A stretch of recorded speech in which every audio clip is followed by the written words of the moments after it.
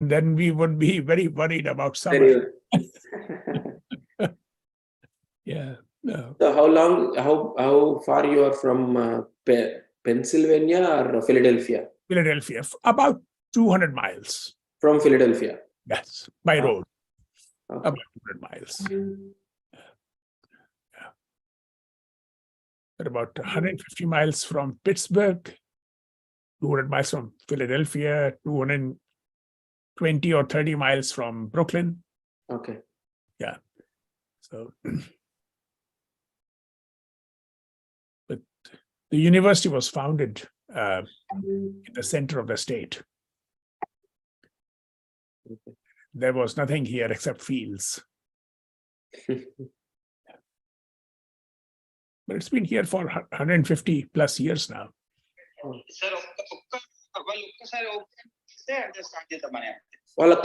Please call them. Yeah, tell them the guest is waiting. We can't.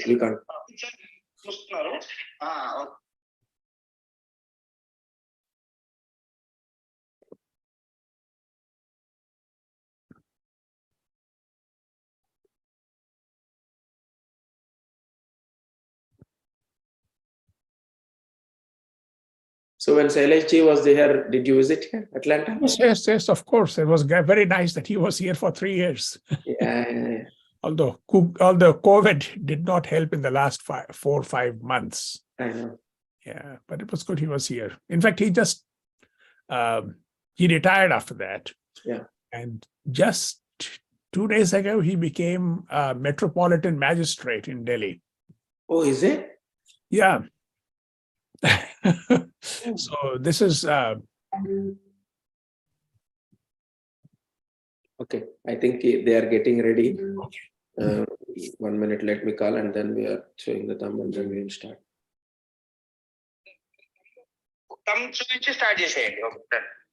Okay, na? Done. Okay. Okay. Good morning, good afternoon, and good evening. Welcome to Insight with Praveen Puram. You are watching Mana TV and TV5 live from Atlanta. As you know, the year end 2022, this will be the last episode for this year, and we have our esteemed guest, Akhilesh Lakhtakia, who is our professor. Is a world-renowned professor in the engineering, science, and mechanics. And as you all know, this show is only about NRIs, Indo-American NRIs who achieve in their life on any of the topic, or the young entrepreneurs or the entrepreneurs to give the message for the NRIs. Please keep watching, and if you have any questions or any of the guests you want to interact, please feel free to text me. And again, let's get into the show right now. Welcome, Mr. Akhilesh Lakhtakia ji. How are you today? Fine, thank you. We are very esteemed. We are very esteemed to have you on the show. And let me introduce about you, and then open for the questions as a part of the show. Thank you again for having some time here. So let me introduce Mr. Akhilesh Lakhtakia. He was born in Lucknow. He obtained his Bachelor of Technology in Electronics Engineering from Banaras University. And he also has a doctorate of philosophy degrees in electronic engineering from the University of Utah, Salt Lake City in 1981 and 83. And he also had a doctorate of science degree in electronic engineering from Banaras Hindu University. He joined the faculty of Pennsylvania State University, where he attained the rank of distinguished professor in January 2004. In 2006, he became the Charles Godfrey Binder Professor of Engineering, Science, and Mechanics. In 2018, he received the highest professional rank at Penn State, Ivan Pug University Professor. He is in love with the electromagnetic field in complex material using chiral and bionotropic materials, sculptured thin films, chiral nanotubes, and other nano-engineered materials. More than all, he has an esteemed award recently on November 19, 2022. He has received a RCA award, which is a Radio Club of America Lifetime Achievement. This award, he is the 6th person who has achieved this esteemed award in the world. So let us see what is this RCA. RCA brings together professionals from every segment of wireless industry with a mission to promote cooperation among these interesting and scientific investigation in the art of radio communication. The RCA Lifetime Achievement Award recognizes very significant achievement and a major body of work accomplished over a lifetime that has advanced the art and science of wireless technology, according to the RCA press release. Lakatake is the sixth person to win this award. The RCA identified Lakatake as an expert in material and electromagnetic wave modeling that are used in RF stealth application as well as in lasers, green engineering, and biologically inspired design. In his more than 40 years career in electromagnetics technology, he has received 43 honors and awards, authored 27 books, more than 940 journal papers, and been named as a US State Department Jefferson's Science Fellow. With that said, what an accomplishment, Dr. Akhilesh ji.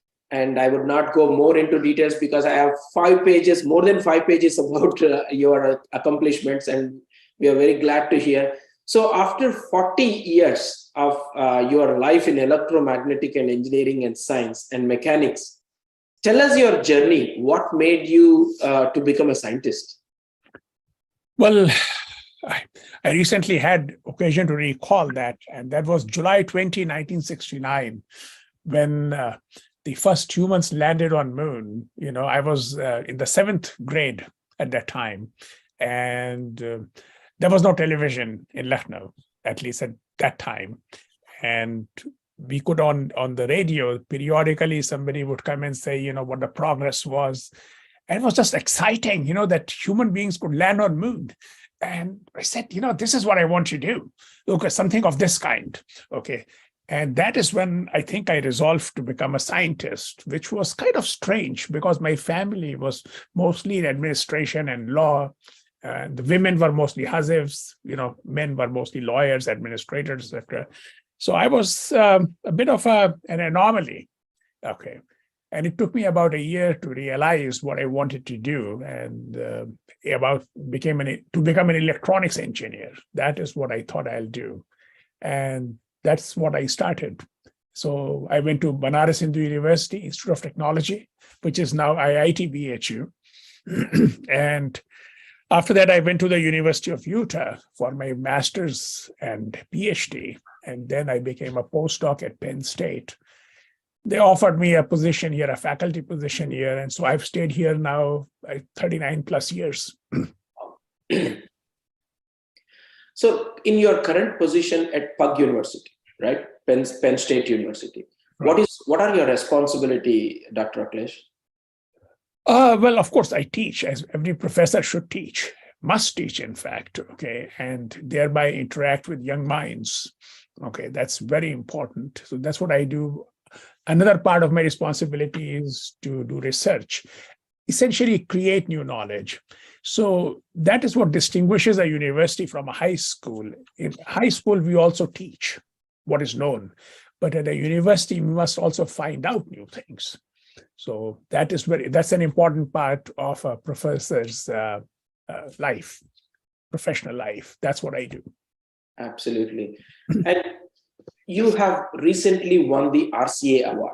Tell us more about this RCA award and what made this and how the criteria to select into an RCA. Because in the world, only 5 people have achieved this greatest award. So tell us more about to the audience, what is this all about? Well, I certainly did not nominate myself, so I don't know exactly why. But I'm actually very pleased to be in the company of those people. The ones, I mean, they include, for example, Martin Cooper, who was the inventor of the smartphone. And then there is Francis Drake, who gave the Drake equation and was responsible for search for extraterrestrial intelligence. So these are of course, and others, you know, 4 more people, 3 more people. They're very important people. And when I received an email that I had been selected for this one this year, that was very gratifying. So I was there in Atlanta in November, and that's a very nice city. I can't hear you. Great to hear that. That is where I got to know more about you, and I thought that this is a great forum to more innovate from your thoughts, and get a good lessons to the all the NRIs. That is where this show came up, and you also tell us more about on the nanotechnologies and the wireless technology. What is your contribution in today's wireless technology? So the major strand in my research has been to look at electromagnetic fields in complex materials and nanomaterials, and that often to examine the role of microscopic morphology. So this is morphology at the nanoscale, and how does it affect performance of bulk materials, which is materials at the scale that we usually see them. Okay. So materials with the nanoscale morphology must be treated very differently from both molecules on the one hand, which are of course smaller, okay, and bulk materials, which are of course much larger. So this is like think of a window, or rather think of a door. Okay, think of a door in a room. Okay, so the door is very special. It connects the small room to the rest of the world outside. Okay, and that is what happens at the nanoscale. So the small scale, which is the molecules, okay, and they are connected to the bulk material, which is what we usually work with. Okay, and that connection takes place at the nanoscale, and that's why morphology, that is shape, okay, size and shape, are become very important. So quite some of my work has been on the conceptualization, fabrication, and use of sculpture thin films. These are like vermicelli, except that the shapes are per our design.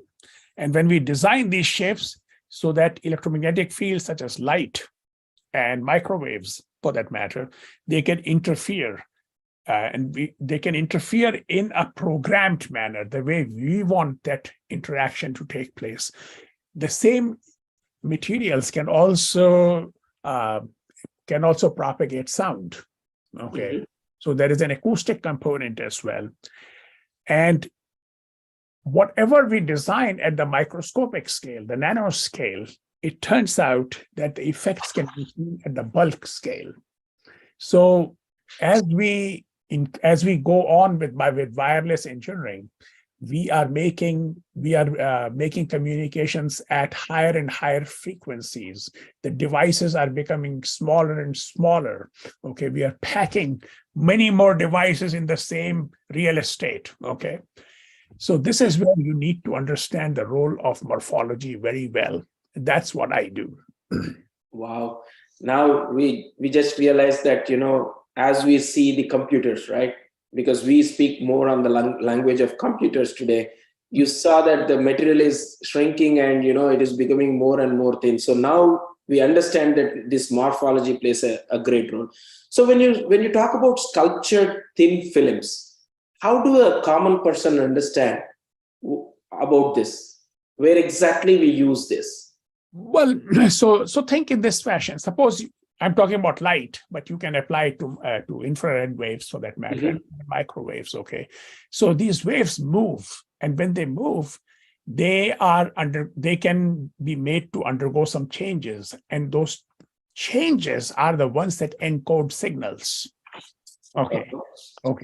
So we want the changes to take place in very specific ways. Okay. And those changes can be changes in frequency, changes in amplitude, changes in a property called phase. Okay. And that's where when light passes through a material, it changes in amplitude, it changes in phase, and it can also change in frequency.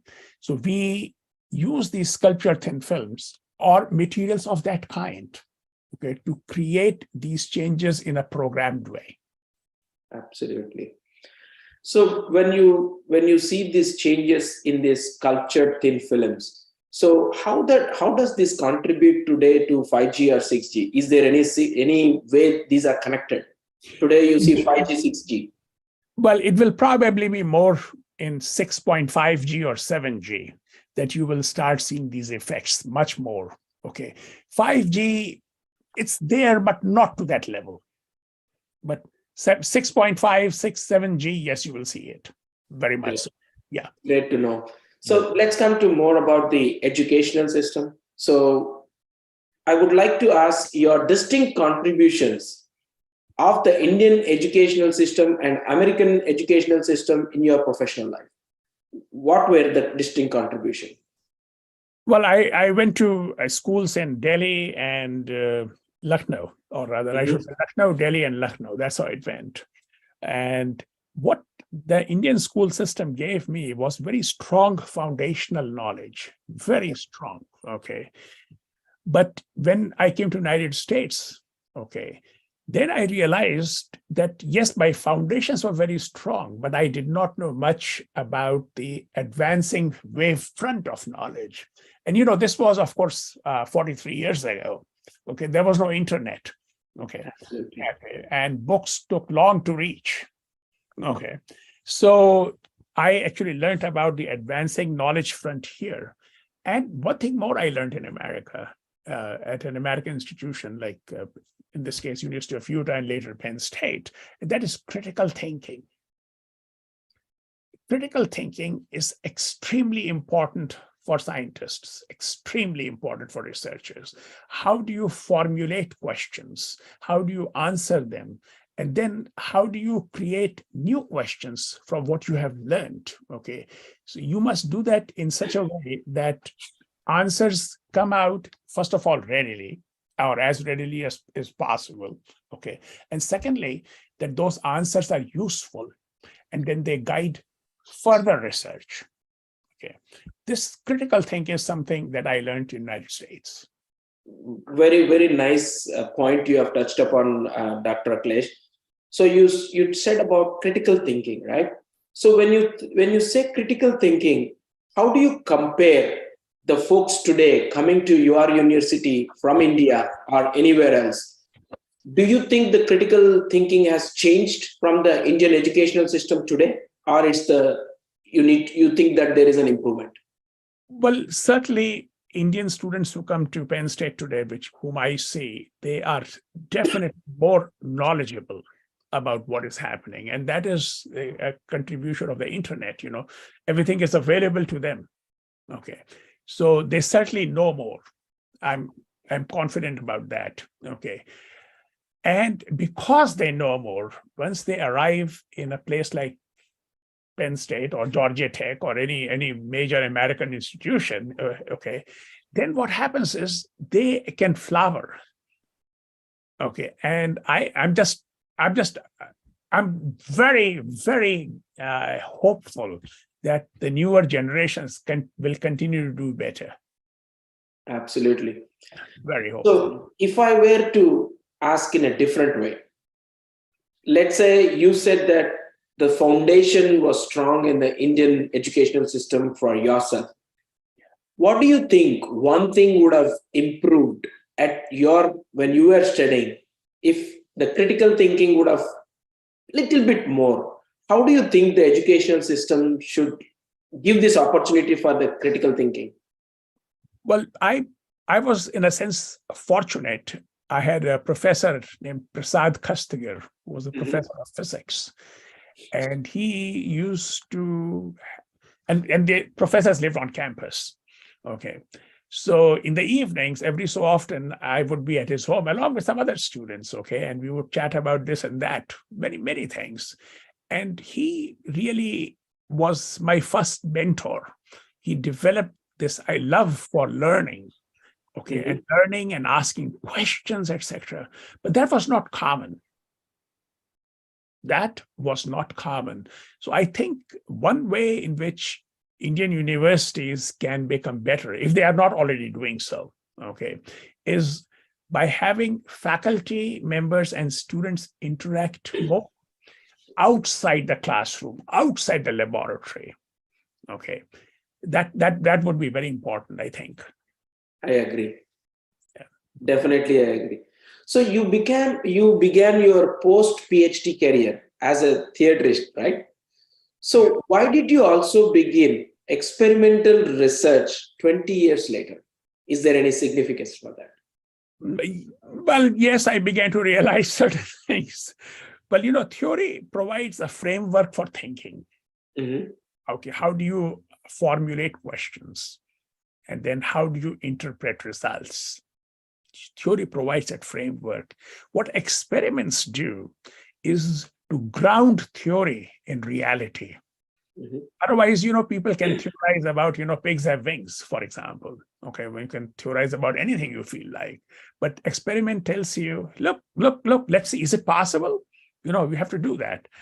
So for the first about 20 years of my post-PhD career, I was primarily doing theoretical work. I had experimental colleagues with whom I would confer, okay, and discuss things. But I myself did not do any experiments, okay. Well, as it turns out, two of them retired. And so I said, maybe it's time for me to do some experiments myself. And that is when I started to do that. So I consider myself to be a poor experimentalist. I'm not clever at experiments. I do experiments, or my students do experiments only to test theoretical ideas. And I'm confident that if an idea is good, and if experimental proof is there, then there are much more clever experimentalists who will make, wonderful things with those initial proof of concept experiments. Yeah. Absolutely. That's great to hear. The reason I wanted to understand, because after 20 years, that's a great time. And again, learning, doing experiments after 20 years, you need to have a lot of energy. You need to have, that spirit to learn. So that's where I wanted to touch upon that question. And the other thing I wanted to ask, in this electromagnetic or mechanics or science, if anyone has any idea, for example, let's say our NRIs have any idea they wanted to put forward, so they will not be having that much knowledge on how to bring this idea into action. So what is your suggestion for those people who have great ideas in this area, and how can they nurture? And is there any help that you or your organization can give them an idea? Well, science is a cooperative enterprise. Okay. That's very important to remember. Okay. We all benefit from the scientific expertise and developments of others. Okay. So once you realize that it's a cooperative enterprise, and I think faculty members at major universities are very cognizant of this fact. Okay. Mhm. So the best thing anybody can do in this, if they have an idea, is to actually send an email. I mean, it's so easy these days to contact a professor. So look up a close by university, look up Department of XYZ, which you think is close enough. Okay, you will find faculty members, list of faculty members, emails, etc. If you don't find their direct emails, you will find the email of the chair of the department. Okay, and simply send them an email that I am XYZ, I have this idea, certain ideas, and could I have half an hour or 45 minutes to talk to a faculty member? Most likely that would be arranged. Absolutely. You're absolutely right. Social media has made very easy to contact, but you need to know how to contact them and how you can funnelize them. Absolutely. So what is the major stand in your electromagnetics research? Oh, that's what I said to you, electromagnetic fields in complex materials and nanomaterials. Okay. And that's to examine the effect of microscopic morphology on how bulk materials perform. That's what I do mostly. Absolutely. So the other area is nanotechnologies, right? So you have done good amount of research in this area. So tell us, our viewers, in a simple way where they can understand what is the crux of it. Uh, the crux really, as I said earlier, was that so nanoscale is about, give or take, between a few nanometers and a few hundred nanometers. Okay, 300 nanometers is considered common to say that, but one can make some some variations here or there. Okay, all right. So matter at that scale behaves very differently. Mm-hmm. And it turns out that the surface area is very large compared to the volume. Okay. Okay. Surface area is very large compared to the volume. So you can think in terms of, you can think very simply like a cake. Okay. A cake has large volume, but the surface area is really small. But if you take the same cake and slice it into thin slices and then spread them on a table, and now the surface area is much larger, although the volume did not change. Okay. So think in terms of the amount of icing you would have to put. Okay. Surface area is much larger. So the effects that take place at the surface level versus effects that take place at a volume, their relative importance changes. Okay.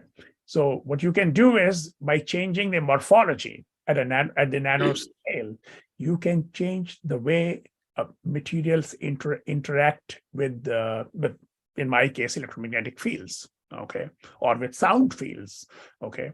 Or with a bunch of electrons or neutrons. All those changes are possible. Okay.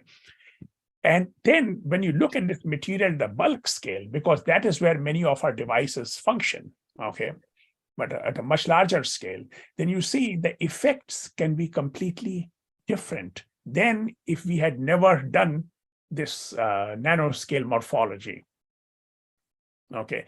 Going back to the idea of a cake, think about something like a linzer torte, which is made of thin slices, that are somehow glued together using chocolate. Okay.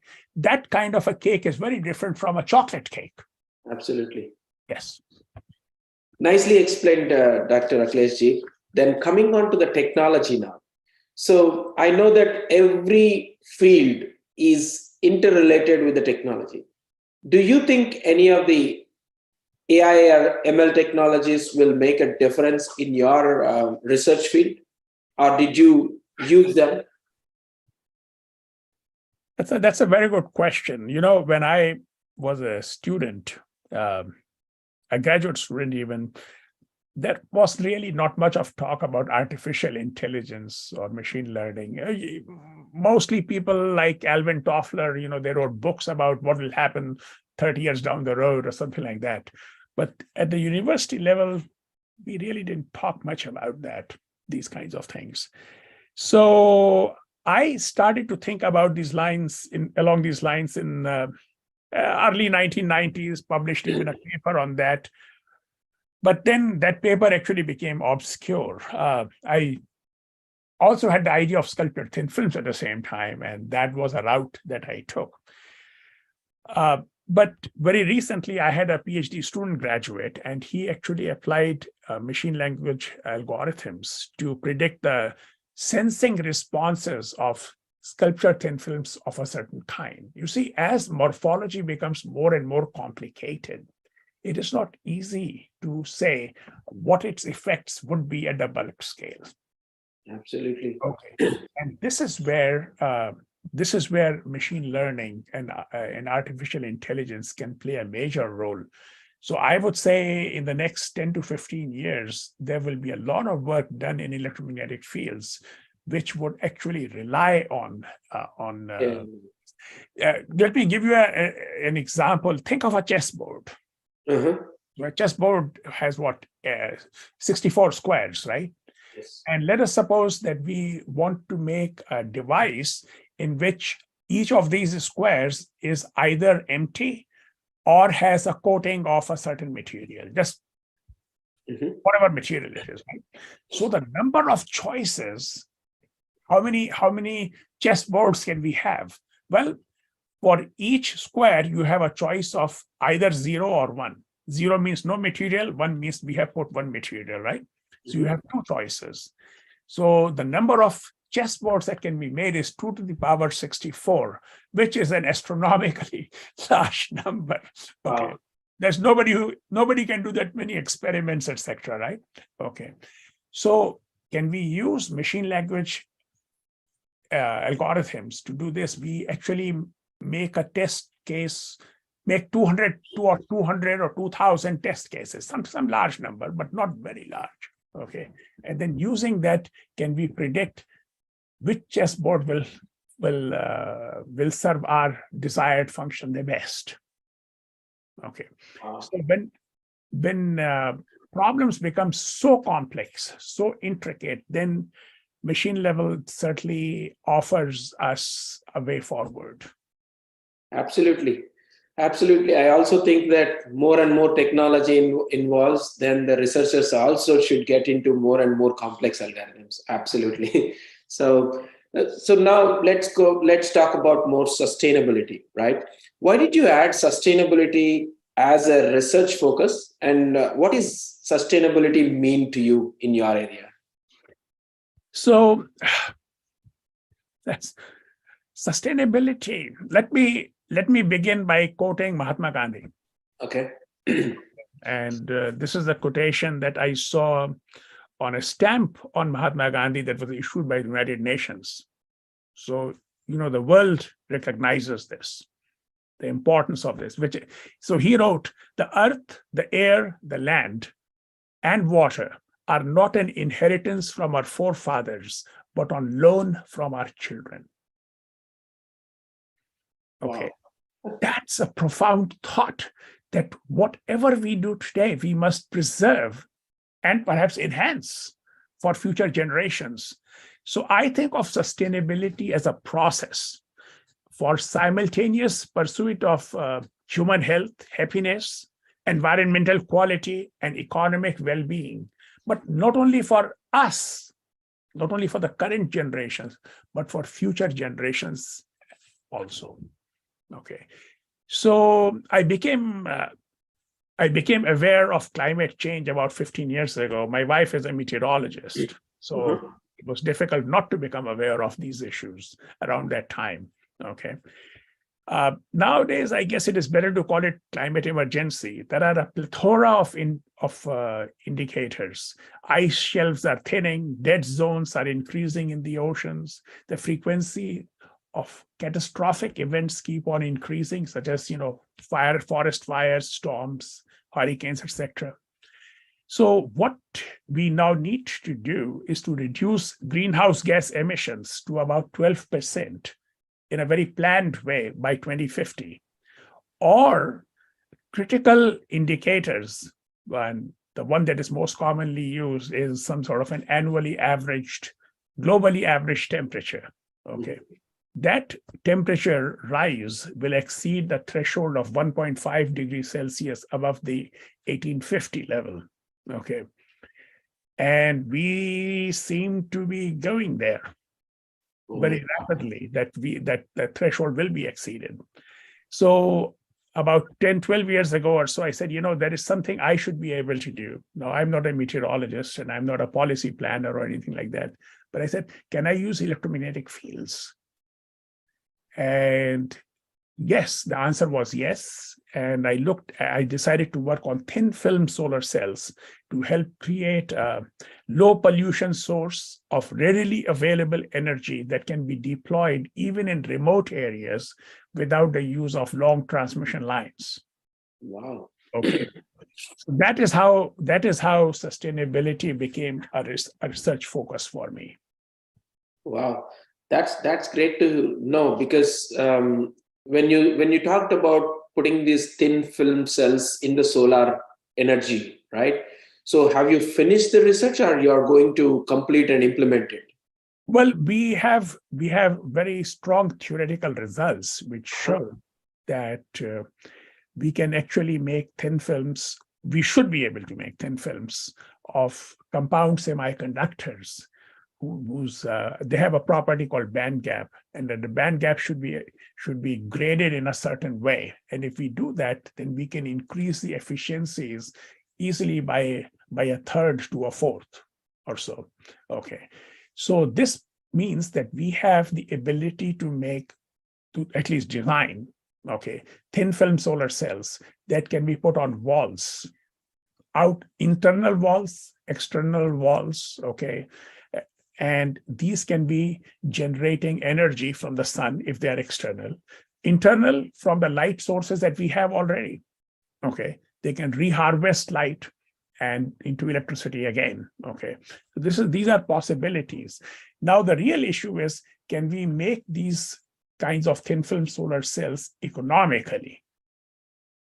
That is something that is outside my areas of expertise, and other people have to do that. But we have published a book very recently, my collaborators and I, a year ago, 2 years ago, about 2 years ago, in which we showed what are optimal band gap profiles. Now, we may not be able to achieve them, but if we come close to them, that should be good enough. Yes. Absolutely. Now I understand, sustainability, why it should be a focus. And this also gives a thought, like every new research should also be thought from the climatic perspective and, from the sustainability perspective as well. So do you have any mandate from any governing body which looks at all the new researches today? Well, I mean, the White House has certainly taken a lead in it. In October, they issued a national security document, which is unclassified, and they identified 4 or 5 major national security issues, and the third one is climate emergency. Wow, great to hear, Dr. Akhilesh. In the interest, I think we are getting to the edge of the time. In the interest of time, I have 3 questions which are very, very important, and I want your guidance on that. One is, what are the 3 life lessons that you wish to give to the secondary school children as well as the undergraduate students? This is very important from you. How do you give these lessons? Well, the first thing I would tell is that secondary school children should find mentors. Then later they should mentor others. Okay. Life is a cooperative enterprise as well. Okay. We live with each other. We don't live individually. Okay. So find mentors and mentor others. The second is, you should always observe. Okay. Then learn from your observations and organize your observations. Okay. And that is the way to become innovative. If you don't look, you will not learn. If you don't learn, you will not organize. Okay. Okay. So all 3 are needed in some sequence. And then you can become really innovative and find solutions to problems that were seemingly impossible to solve. And the third is that ask questions, and certainly try to ask difficult questions. Okay. It's important to ask questions. Great. I really love the 3 things what you have told, and I'm sure that the viewers will definitely grasp some of them and then implement in their day-to-day lives.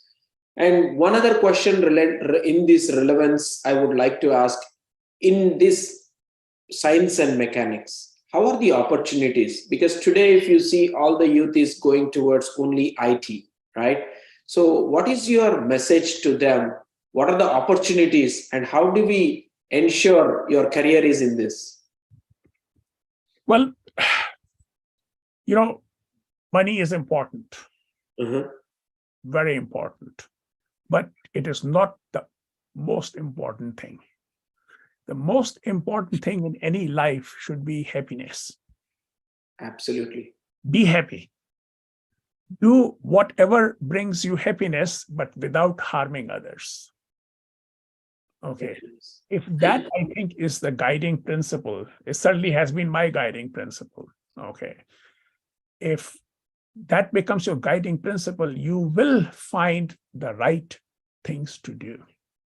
Okay. So be happy without harming others, whatever brings you happiness. And you can chart your own path accordingly. Absolutely. Definitely. I think you rightly said happiness is important. Then whatever you have passion, cultivate that without harming others. Absolutely. Thank you so much for that. Then the last 2 questions. One is, what is your ultimate goal? What do you want to accomplish in your life as a scientist? Or have you achieved already?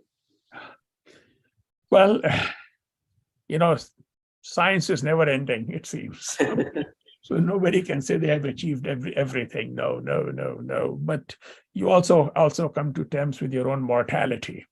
Okay. Absolutely. And well, research is a life